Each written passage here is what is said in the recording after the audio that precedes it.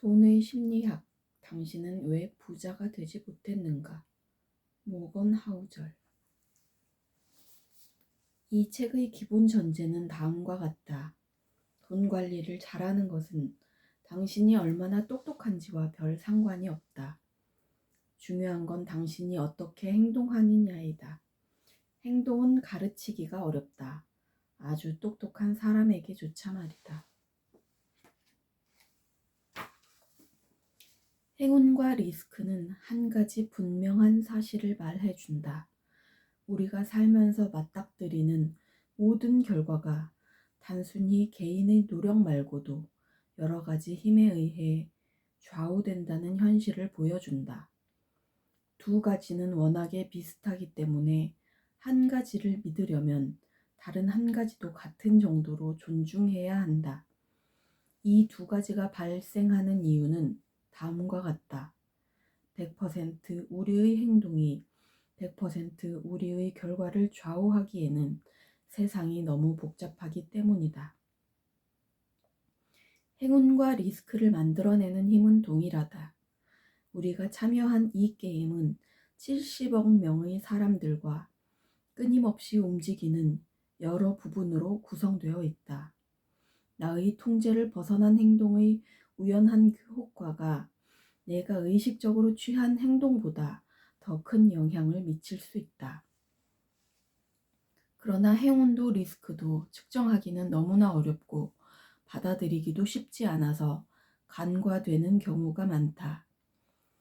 빌 게이츠가 한 명 있을 때마다 똑같은 재주와 의지를 가졌으나 인생이라는 룰렛의 반대편에서 끝난 켄트 에번스가 한 명씩 있다. 우리가 행운과 리스크를 제대로 존중한다면 사람들의 경제적 성공을 판단할 때 겉으로 보이는 것만큼 좋은 경우도 나쁜 경우도 결코 없음을 깨닫게 될 것이다.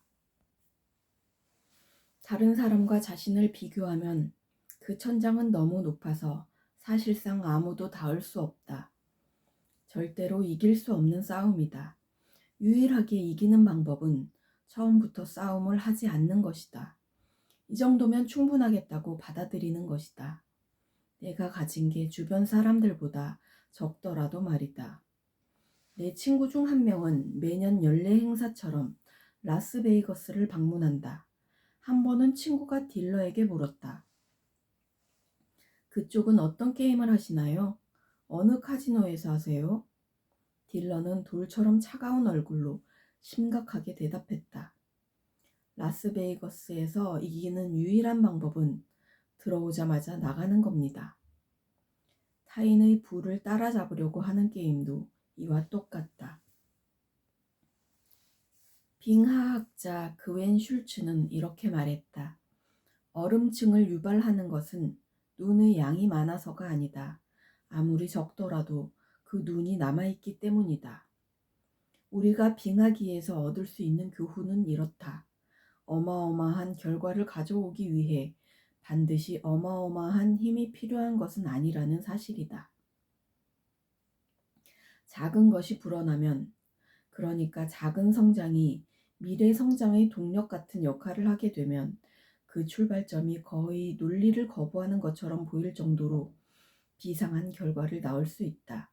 너무나 비논리적이기 때문에 무엇이 가능하고 어디서 성장이 만들어지고 어떤 결과를 낳을 수 있는지 과소평가하게 된다. 돈도 마찬가지다. 워런 버핏이 부를 쌓은 과정을 다룬 책은 2,000권이 넘는다. 그중 다수가 훌륭한 책이다. 그러나 가장 간단한 사실에 주목한 책은 거의 없다. 버핏이 그렇게 큰 재산을 모은 것은 그가 그냥 훌륭한 투자자여서가 아니라 말 그대로 어릴 때부터 훌륭한 투자자였기 때문이라는 사실 말이다. 사실상 워런 버핏의 경제적 성공은 모두 사춘기 시절에 쌓았던 금전적 바탕과 노년기까지 사업에서 손을 떼지 않은 덕분이다. 그의 재주는 투자였지만 그의 비밀은 시간이었다. 이것이 바로 복리의 원리다.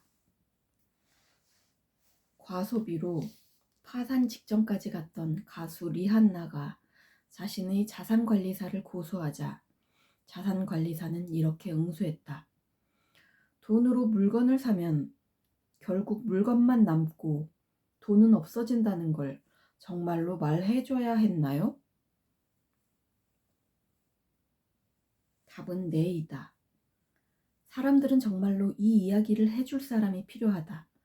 대부분 백만장자가 되고 싶다고 할 때 그 실제 의미는 나는 100만 달러를 쓰고 싶어요 라는 뜻일 수도 있다. 그리고 그건 말 그대로 백만장자가 되는 것과 정반대의 길이다. 부자가 되는 유일한 방법은 가진 돈을 쓰지 않는 것이다. 이는 부를 축적하는 유일한 길일 뿐 아니라 바로 부의 정의이다.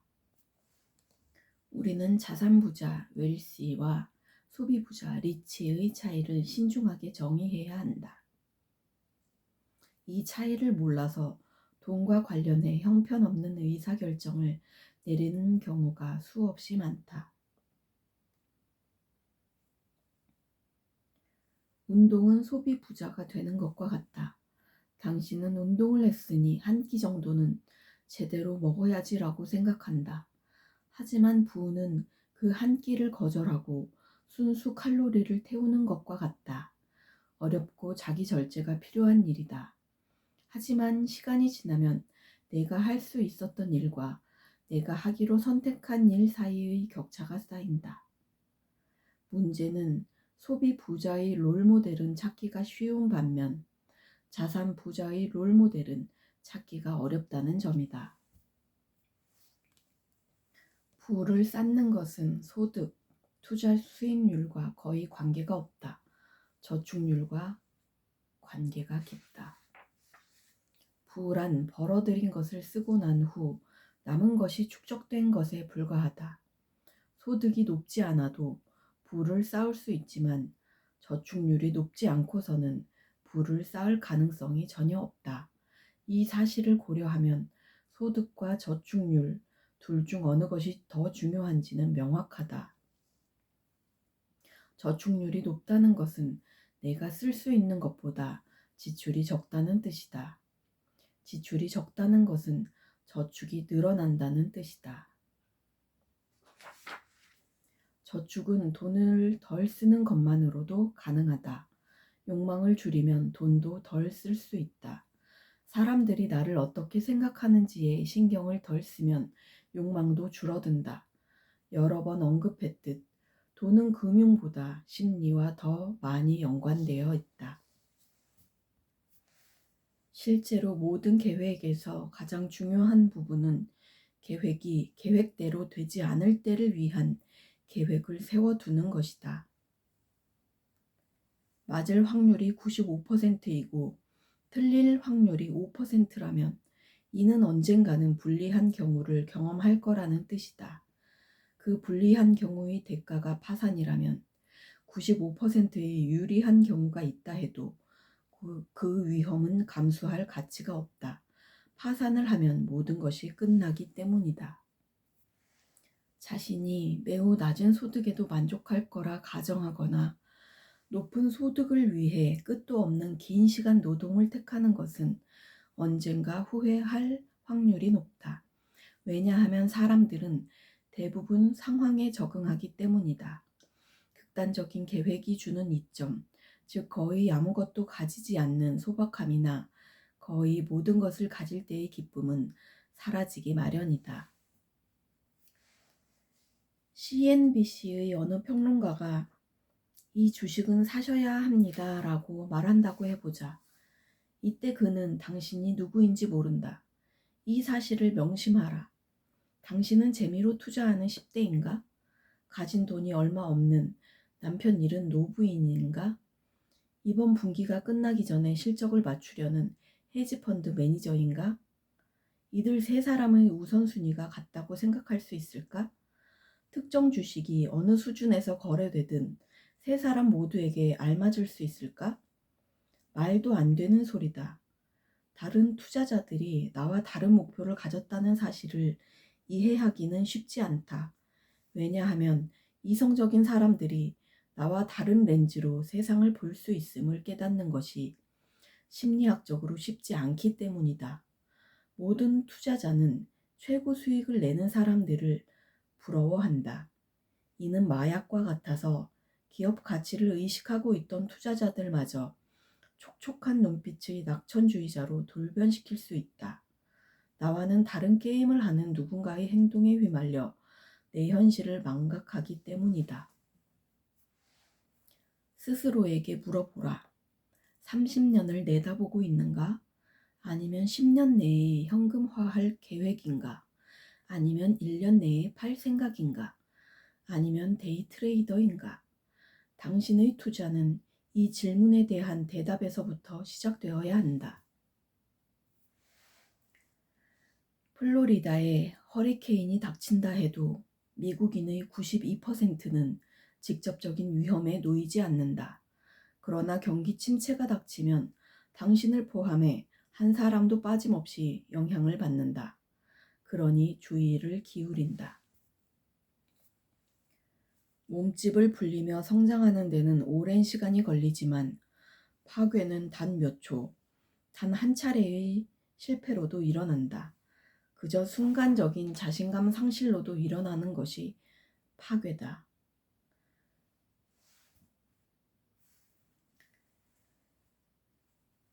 당신이 원할 때 원하는 것을 원하는 사람과 함께 원하는 만큼 오랫동안 할 수 있는 능력은 돈이 당신에게 줄 수 있는 가장 큰 배당금이다.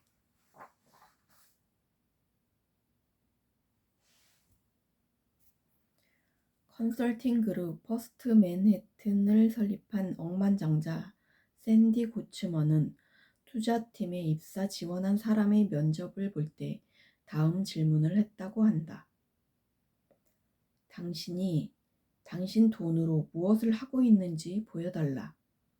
그뿐이었다. 소득이 일정 수준 이상일 때 저축률을 좌우하는 것은 생활 양식에 대한 기대치를 낮추는 것이다. 저축은 왜 하는 거야? 집을 사려고?